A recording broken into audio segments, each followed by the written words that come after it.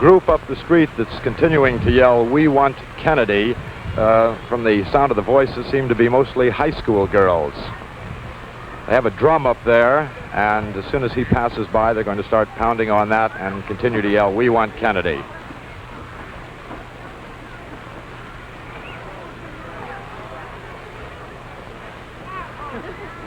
Many of these spectators have climbed into trees across the street, hoping to get a better glimpse of the president-elect when he comes into the Armory. Secret Service men have been outside in the street and in the Armory since about 6 o'clock this morning, and they immediately took charge. Many of the press hoped to be down in the street when Kennedy arrived, and the Secret Service closed that off.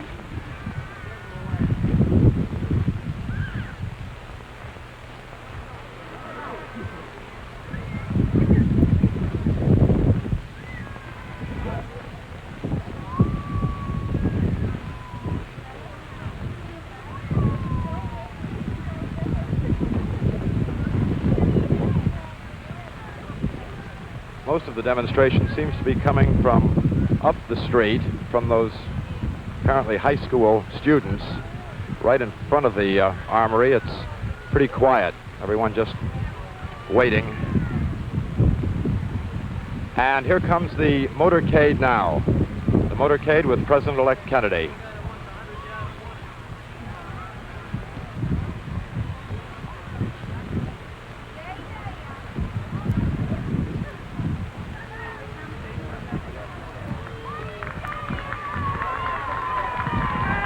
Cheers from the crowd for a police car, apparently the advance car of the Kennedy motorcade that just drove by. Yes, here comes the Kennedy motorcade now.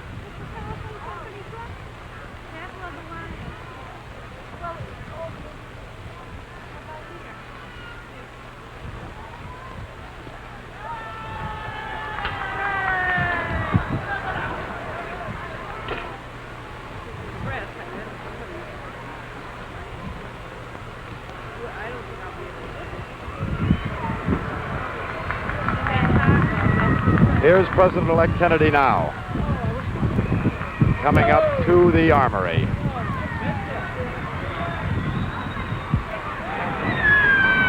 Girls throwing confetti at Kennedy's car.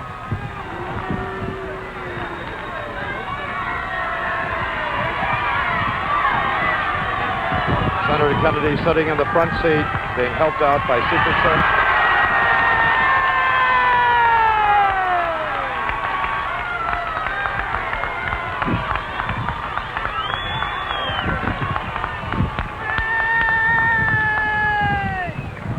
Senator waiting until there's his wife, Jackie Kennedy.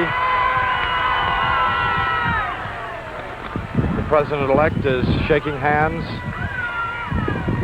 with the crowd. Photographers yelling from the roof to get a picture. Senator Kennedy, his wife, and mother go into the Armory for his victory speech.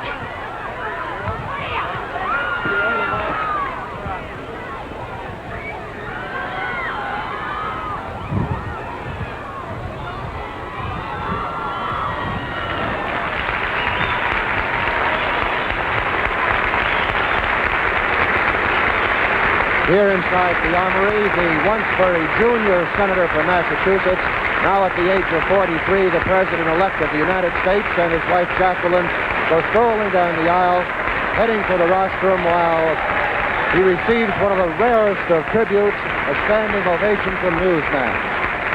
A very, very unusual thing indeed.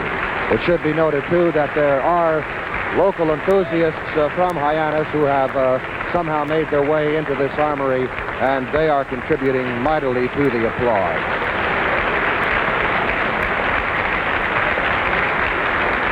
Kennedy, with his typical amazing physical ability to bounce back, looks rested. His eyes are a trifle bloodshot, but aside from that, you'd never guess that he'd been through a grueling campaign and had been up most of the night following the election returns. We believe we're going to get a brief formal statement and then possibly answers to questions.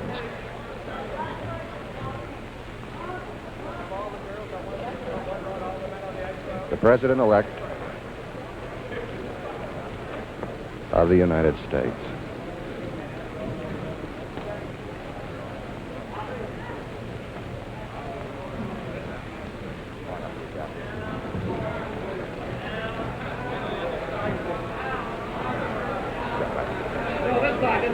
She's all right. She's all right, right here.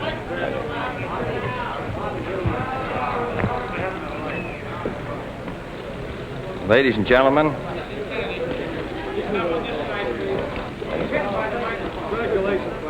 I will afterwards. ladies and gentlemen, I've received the following wire from Vice President Nixon. In that wire he says, Senator John F. Kennedy, Hyannisport, Massachusetts, I want to repeat through this wire the congratulations and best wishes I extended to you on television last night. I know that you will have the united support of all Americans as you lead the nation in the cause of peace and freedom during the next 4 years.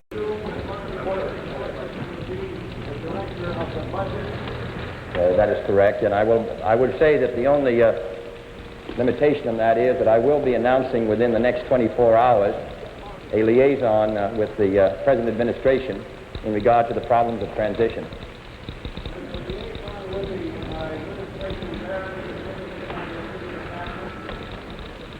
No, it's a separate decision.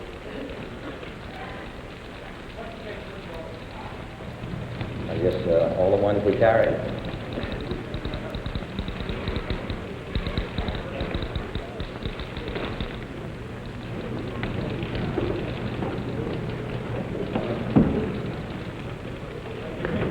Thank you.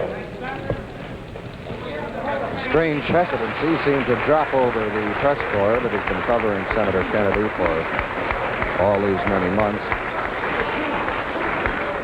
The President-elect is surrounded by many members of his family, his sisters Eunice and Pat and Jean, his brother Robert Kennedy, who is also his campaign manager.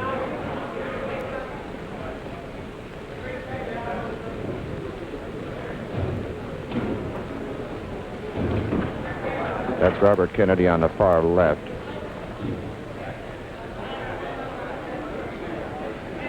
And, of course, Father Joseph Kennedy, the one-time ambassador to the Court of St. James. Next to him was Teddy, the youngest of the Kennedy boys, right there in the center of your screen. He's 28 years old and was the senator's far western campaign manager. And after that is the mother, Rose Kennedy. And then the rest of the Kennedy girls, Pat Lawford, and Robert's wife, Ethel.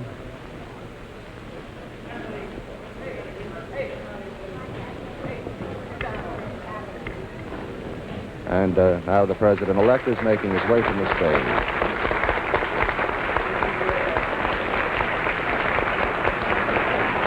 So for John Fitzgerald Kennedy, the long campaign comes to an end, and a successful one for him, despite the fact that the popular vote was a very, very narrow affair.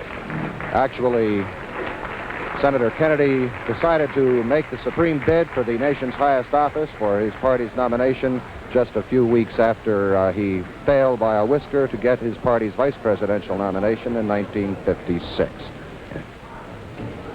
What followed was almost 4 years of continuous campaigning, crisscrossing the nation, going from state to state, talking to delegates, going back time and again to make sure that these delegates stayed with him. The rest of the story, of course, is history. His first ballot nomination in Los Angeles in July. And then since then, the slam-bang campaign against Vice President Nixon, which ended about an hour ago when the Vice President publicly and formally conceded defeat. I mentioned earlier that Senator Kennedy, or President-elect Kennedy, looks amazingly rested and fit considering the tremendous ordeal he's been in. The state police here and the police of Barnstable County have really had a workout this past 24 hours. But their job is considerably made more easy now because of the presence of the Secret Service agents. Some dozen of them who came in from Washington last night went on the job before 6 o'clock this morning, and from now on, it's their sole job to protect President-elect Kennedy. And now, as the Senator, the President-elect, leaves the Armory, he'll be greeted again by an enthusiastic crowd outside. So let's get that story.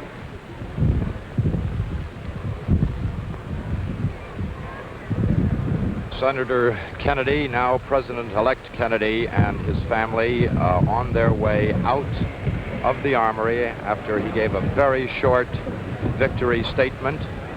This crowd out here heard the statement over loudspeakers. Quite orderly crowd.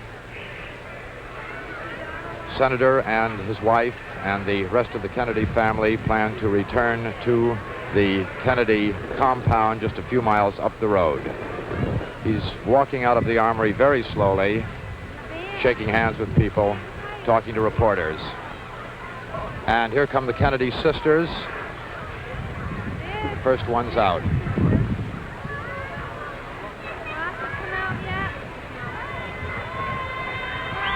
There comes...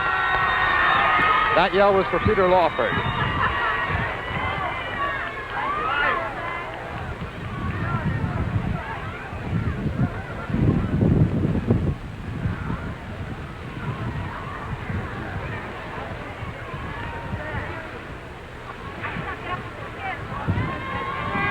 Senator's wife, Jackie, and his father, Ambassador Joseph Kennedy, his brother, Bob, and his wife.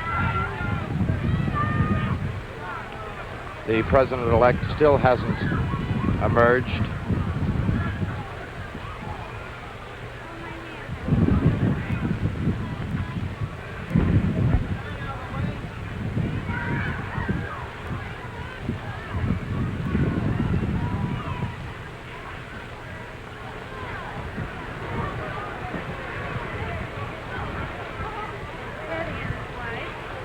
President-elect Kennedy is apparently still talking to newsmen and well-wishers inside the Armory, but should be out any second.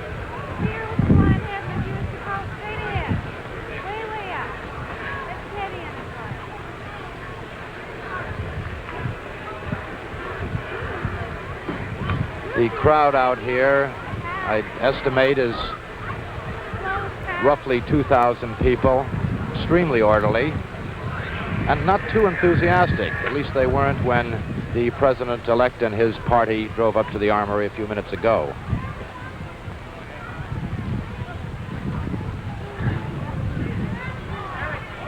Mrs. Kennedy is sitting in the car, flanked by her father-in-law, the ambassador, and her mother-in-law.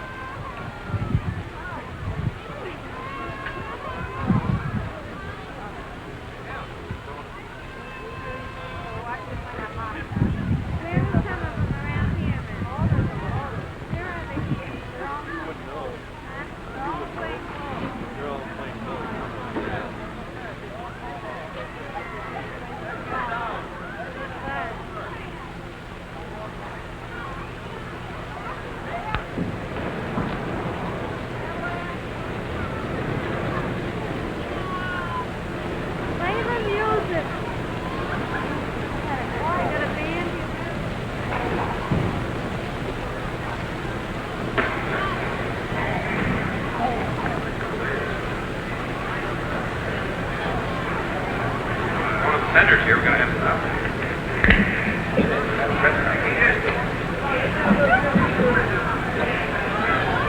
Yeah, I've been asked whether we're going to have a text of Senator Kennedy's remarks. The text is now being prepared. It should be available within a half an hour. Number two, I've been asked by a number of newspapermen whether we're going to run a press plane to Washington today. I'd like an indication of how many newspapermen are interested in going to Washington. The plane can also stop in New York. We'll take sign-ups. Well, let me have a show of hands on how many newspapermen will be interested in going to Washington.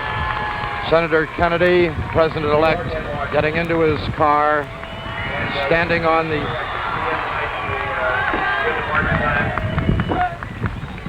All right, well, now, will those interested in making this trip, please go to our staff office here and sign up and indicate whether you're going to New York or Washington.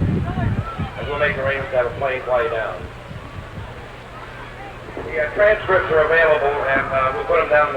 Andy, you want to put them on? We'll put them on the table.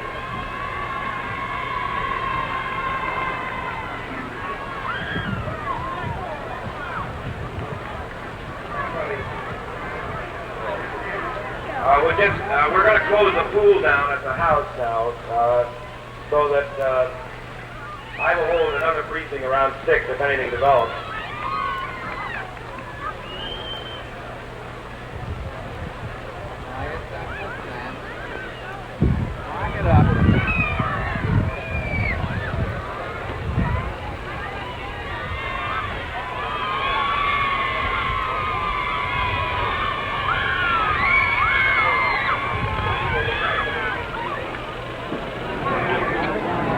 As he heads back to the compound, can look forward to at least 2 or 3 days of complete rest, complete relaxation. For Kennedy, it's been non-stop now for 7 months, first through the grueling primaries, then the convention, then the campaign itself. And at the end of the road, at the rainbow, was that pot of gold for him, which was the White House.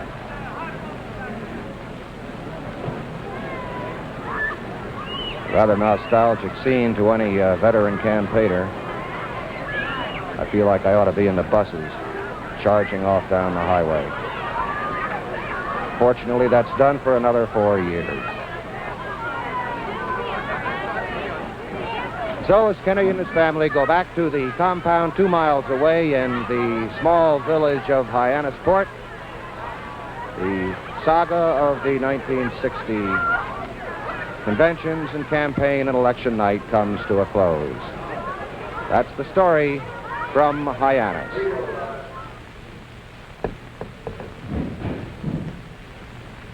At Hyannis, we just heard the report from our CBS News correspondents, Harry Reasoner, Sam Jaffe, and the last voice was Charles von Friend, feeling, I think, a little sorry for himself that he wasn't on that press bus, as he has been for so many weeks following the candidates, both Mr. Kennedy and Mr. Nixon. At the Armory, as you heard, we saw Senator Kennedy, now President-elect Kennedy, give the text of the telegrams which he had sent to Vice President Nixon and to President Eisenhower in answer to the telegrams which they had sent to him. A telegram of concession of defeat from Vice President Nixon and a telegram from President Eisenhower congratulating Mr. Kennedy on his victory and suggesting that a more comprehensive message would be forthcoming, which would propose and suggest an outline for effecting the transition from one administration to another. A very, very complicated business.